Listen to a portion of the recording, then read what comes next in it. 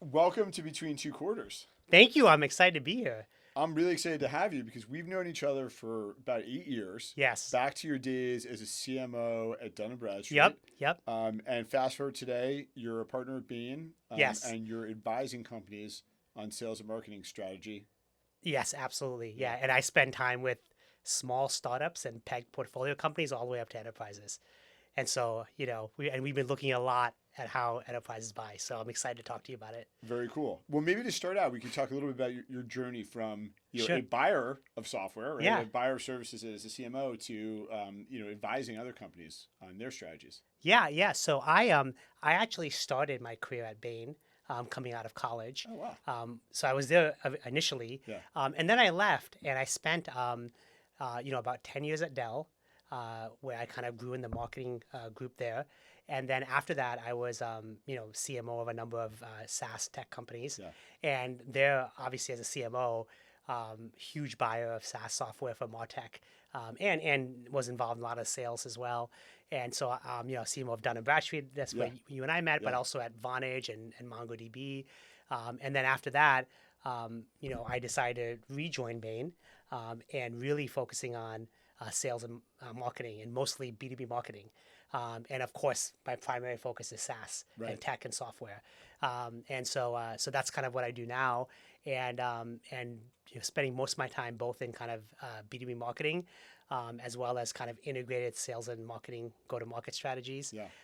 And as you can imagine, everything's about AI now. And so I spend a lot of time with companies on AI. Yeah. That's all anyone's talking about right now in marketing. As they As probably they should be. But Yeah. all right, so actually, then we'll just jump into the AI thing first. Yeah. Where's and I guess sales and marketing are very different. So, Yeah, so yeah, let's yeah. start with marketing. Yeah. Where is marketing in AI adoption relative Yeah. to other use cases for software? Yeah, I think most, it's not just a marketing comment. Yeah. I think a lot of companies are experimenting, Yeah. but they're not seeing any kind of scalable results yet. Yeah. And so, the companies that are seeing scalable results are kind of stepping back a bit and saying, okay, let's look at it from a change management process organizational perspective. And so what buyers are finding is that it's more about org change Yeah. than it is about necessarily tech and data first, Yes. which initially was about tech and data and everyone experimenting and playing with AI. And so what a lot of companies are doing now is they're kind of saying, okay, let's look at how we do things today, and let's look at what an automated version of that would be with AI and all of that. And then let's look at the tech and data that'll help us drive that. And with tech and data, as you can guess, they're looking increasingly outside, right? And they're increasingly looking at, hey, do I have the capability with this tech that I already have? Right. Or do I need to go best of breed, or what do I need to do? But they're really looking at it from the context of like, what is the workflow that I'm trying to drive? The ones that are seeing actual scalable benefits. And is that the same thing you're seeing in sales software also, or like where is sales? Do you think like sales is there's more AI adoption in sales than marketing right now, or? I think it's both. Yeah. I think people are looking end to end. Yeah. So what's happening now is that if you just look at a functional silo, Yeah. you're not really seeing the scalable benefits. And if you look at the end to end process, so for example, like in marketing, one of the biggest use cases that everyone is working on is content, right? Yes. In B2B marketing. Right. But again, when you actually look at it, you're building content for sellers, you're building content for customers, you're building internal content, you're building blogs, et cetera. And so, when you're looking at the content process, you have to look at it end to end. Like, how are we enabling sellers? How are they changing their processes? How do we, drive the right content, et cetera? So everyone is looking across functions now. Yes. To see the benefits. So interesting. And so like your take is that people kind of like jumped into AI early and did a bunch of pilots, and then they realized that like that's not the way it's going to be most effectively deployed. Yeah. And now they're looking at like their full workful processes. Yep. Probably where data and content sits in the organization. Like, Totally. Yeah. Okay. Yeah. Because I'll give you a great example. Yeah. Everyone says, oh, AI is great for content. And initially, the experimentation was, I'm a content person. Yeah. And I'm going to use AI. And now my job became a little bit more productive. Right. Right. Which again, but I'm still in the same process. I'm still kind of, there's still like a product marketing person who's coming up with messaging. There's still kind of a approval process with some legal team. Yes. I still have to kind of write stuff. They have to have my brand. I bring in my agencies and all. I do all that, and I have to have the sellers. So like the whole process is still the same. I've just automated my little portion. Right. You can press a button and automate that one small. Yeah. When in actuality, what you can do is you can now pull out all these people and approvals and all that and embed it in AI. Oh wow. And rethink the process. And so it's very different now. And so what's happening is that, like, again, I'll give you the content example. Like, if you're a product marketer, like, you are the expert in knowing the customer, knowing the messaging, and knowing your differentiation. It should be you, and there should be very few gates now between your knowledge and getting stuff out the door. Yes. Right? Because now AI will create the content. It'll make sure it's brand compliant. You may need one person from a legal team to approve, and then you get it out the door. And so, like, things are really shifting to the people who have the knowledge. Yeah, and I think that's what's happened in product development too, right? Where, like, 100%. you can have like a much smaller like product group, and you just need the person who's like really like holds the customer interest at heart, and they can be so much more productive. Absolutely, and I think that's a cultural shift for SaaS buyers. Yeah. Because I think, for example, when you look at executing a marketing campaign, for example, in the old world, which is how most companies are designed today, it's like, this is my social media marketing expert. Yes. This is my website expert. This is my digital marketing expert, et cetera. Yeah. And all of them kind of execute in their silo because they're the experts and they report back and all of that. Now you can kind of step back and say, wait a minute, like, I am the expert. I know the customer. I know the customer journey. I know, what we should be saying to them. And so I'm the one who's driving this, and I'm using AI to automate all these execution tasks. Has this shift? How does it affect startups trying to sell into enterprises?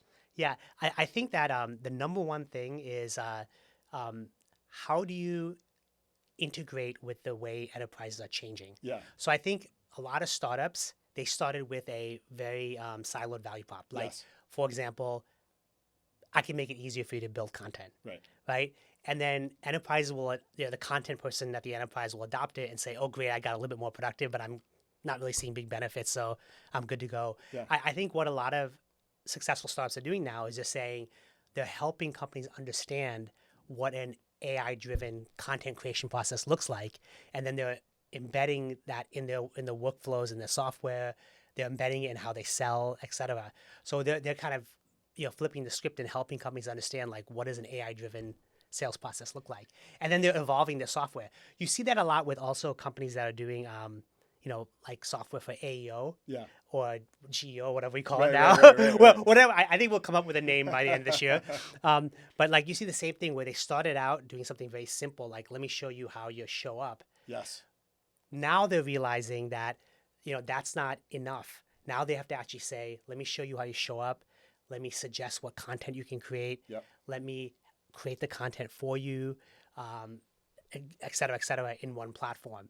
And so you can see how they're embedding in the platform a new process, a new way of doing things, versus just one function. One function. Yeah. All right. So with content creation, what other areas in marketing do you see people spending a lot of time on from an AI use case perspective? Like email marketing, like what else? Yeah, a lot of places. So number one is content. Number two is campaign creation. Okay. So creating a campaign is such a long, stretched out process.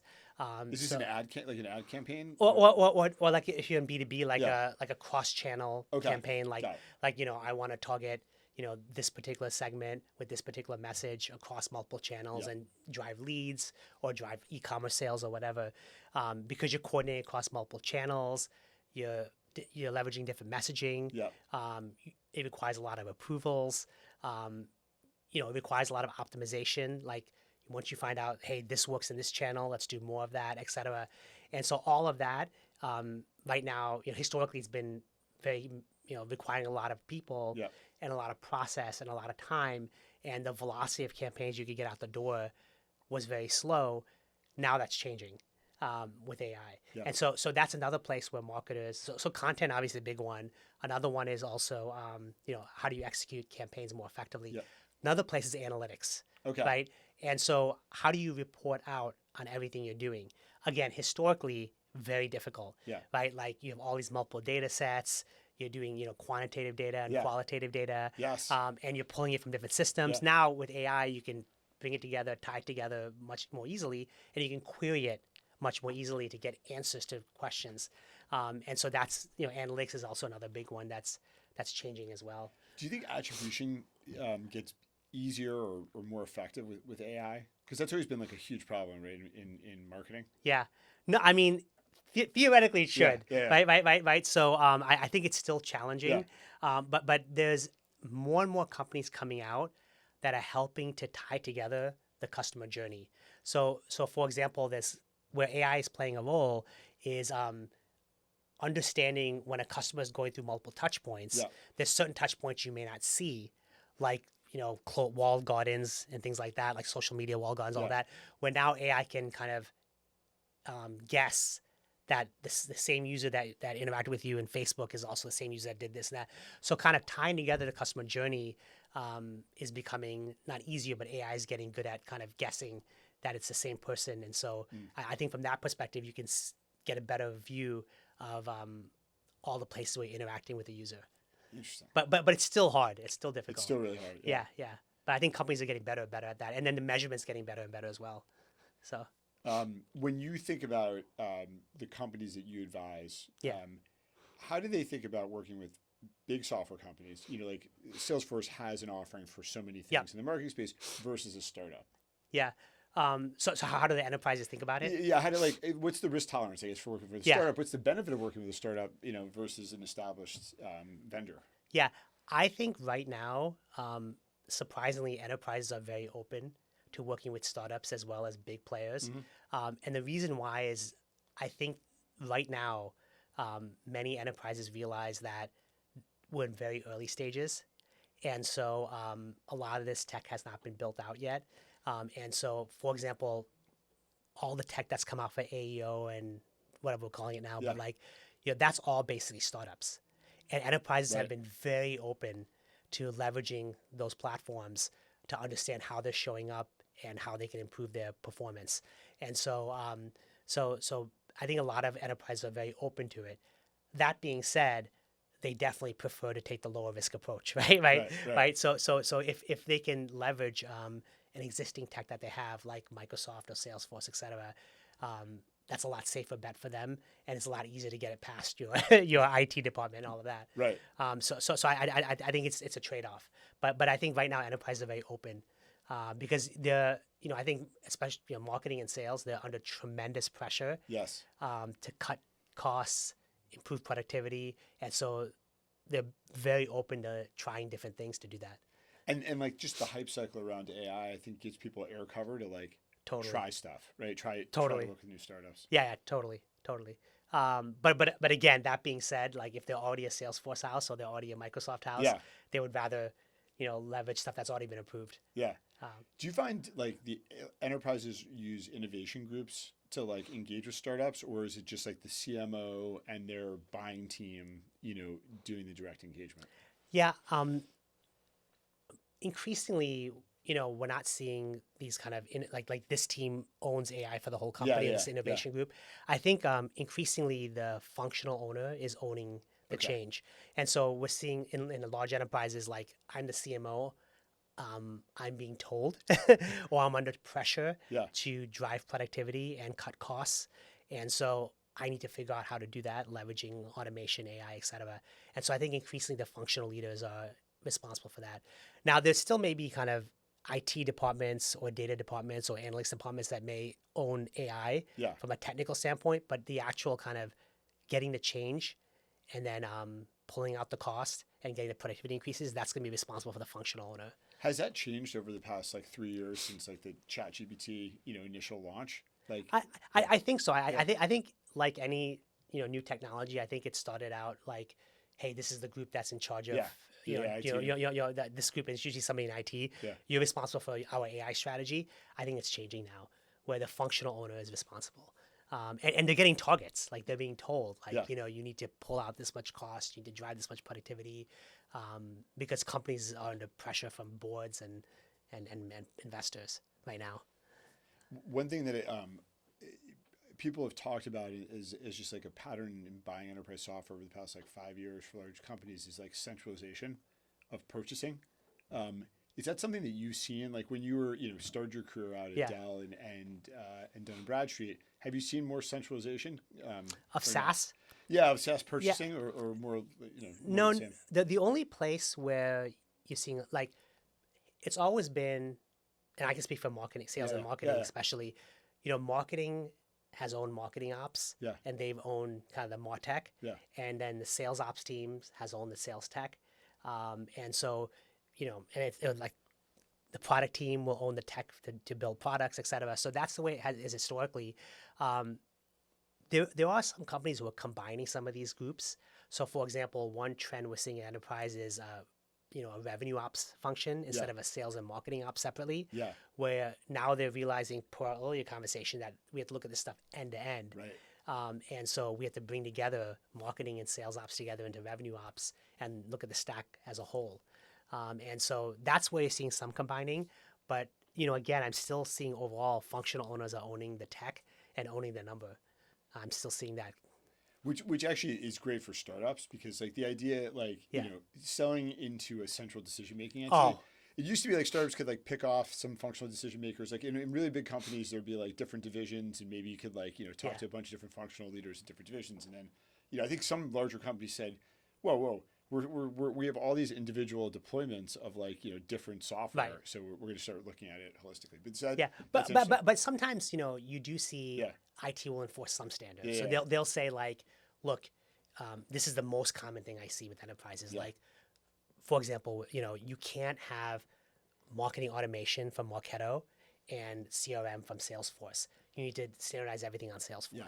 So some of those platform standardizations will come from IT, and the functions will have to get in line. But that's kind of, it's almost like that's with older technology, not with kind of, new tech and AI and all of that. Right. You see that more with kind of marketing automation, CRM, all of that, where, these big platforms like Microsoft and Salesforce are just saying, get it all off us. Yeah, and like functional leaders must hate that, because it's like you've made your own choices, and then somebody else is like, no, now you have to buy something else and implement it. Yeah, they hate it. Yeah. They hate it because it's unnecessary MarTech transition. Yeah. Right, like Marketo, my team is trained on it, everything is in it, and now IT is saying, hey, we have to standardize on Salesforce. Yeah. And by the way, that's as much Salesforce is selling too. Right, Salesforce and Microsoft are very effective at selling the platform. Yeah. For the older technology. Yeah. No, that makes a lot of sense. Yeah. So, all right, we talked about like 3 sort of areas in marketing that are being, where AI is sort of like leading in transformation. Like, what gets you most excited? When you go to the office, like, what are you most excited about from like the transformation with AI? Oh, what I'm most excited about is putting the power in the hands of the experts. Yeah. Right.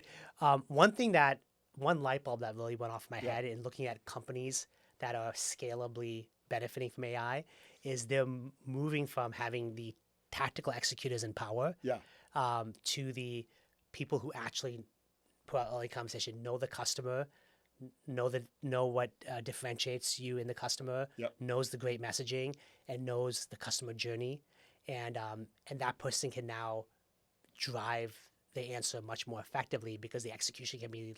You can leverage AI. Yeah. Or you still have to leverage experts, but it's much easier than historically, where, again, each of the individual experts would have to manage within their silo. Yeah. And so, that's very exciting because it improves the quality of outcomes, the velocity of these campaigns, and just requires fewer people to get it out the door. And so that's pretty exciting. And you see it across the board. The second thing is I do think that the productivity gains we're seeing in sales and marketing together, it's super exciting. You're seeing productivity gains?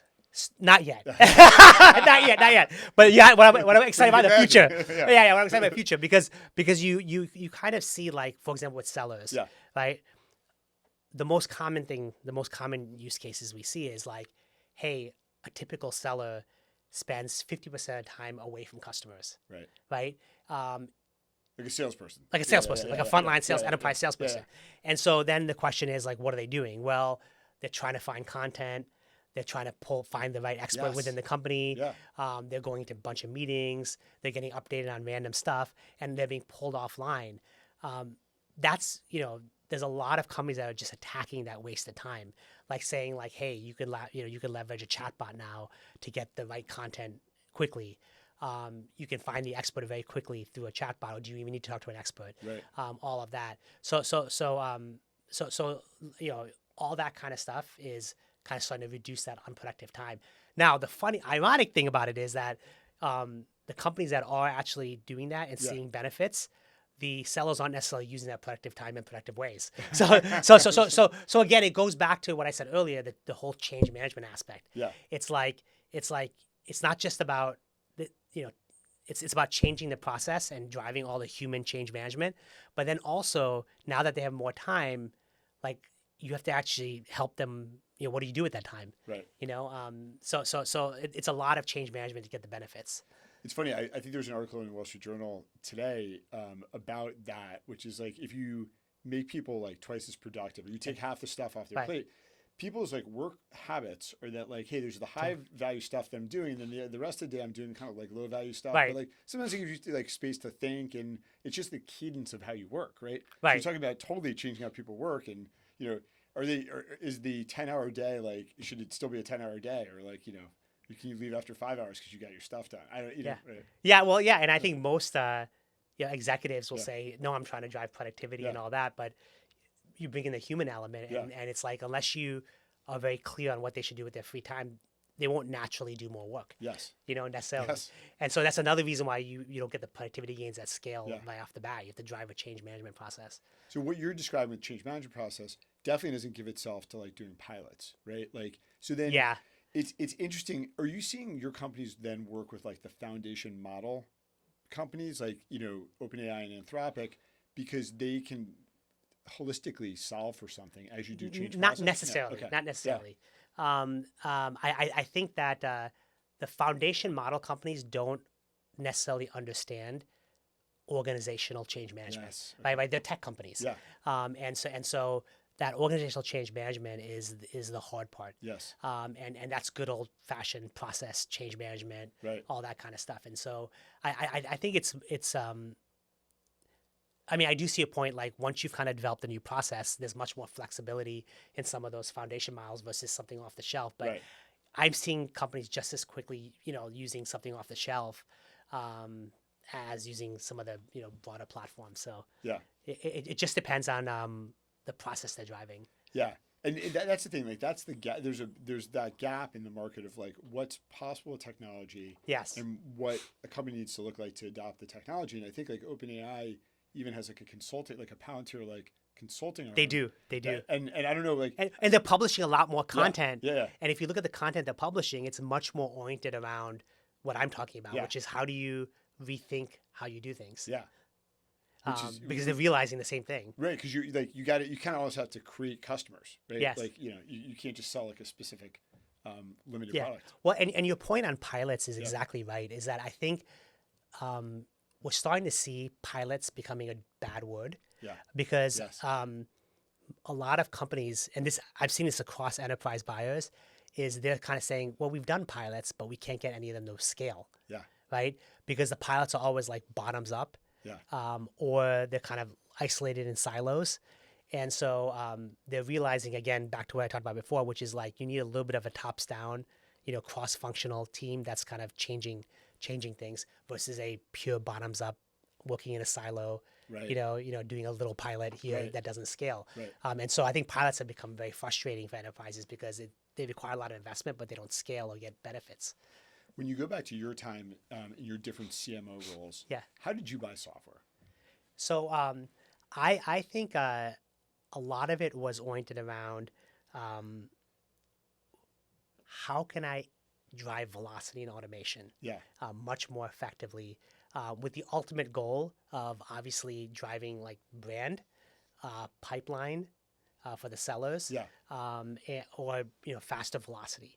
And so it was always oriented around what new tech is out there that can help me drive more pipe or drive brand or enable the sales team. right? And we were always kind of continuously looking for new opportunities, new technologies, et cetera, and testing and bringing them in and testing and seeing if we can build a process around it that'll help us drive one of those metrics. And so we were very open to trying new tech and seeing what works. And I think, even today, like CMOs are huge buyers of tech because they realize that, they're under tremendous pressure to drive things at scale and drive automation and drive productivity and velocity. And so I think they're always, I think CMOs are always big buyers of tech. Big buyers. You were a particularly innovative CMO. Just in our Did you spend time then going out and meeting companies and like creating a pipeline of like solutions that you wanted to see implemented, or how did you build the roster of companies you worked with? Number one is this may seem obvious, but if I worked with them before. Number two is recommendations from other CMOs. Yes. That was a huge source. Is that other CMOs who found ways to drive automation or drive productivity. I would definitely take that big time. So that was a second one. A third is that between myself and my team, we would do a lot of research. On what's out there, what's changing, what are opportunities, et cetera. The last thing is I did spend a lot of time reading bloggers I respected, like Chief Martech, Scott Brinker, and that whole crew. I've known those guys. For Scott Brinker, for example, I've known him since he started, like, I don't know, 20 years ago. Because staying in touch with him, I could stay up to date on what was changing and what was going on to make sure that I knew about the new tech that was out there and I knew what I should be testing and things like that. So I think all those kind of things is what kind of drove staying on the kind of more cutting edge of what I was doing. So if you're like a startup selling into a CMO today, it's really less about the cold outbound to the CMO because you probably get like thousands of things every year, and it's more about like the pre-work of like getting your name out there somehow effectively. Any other?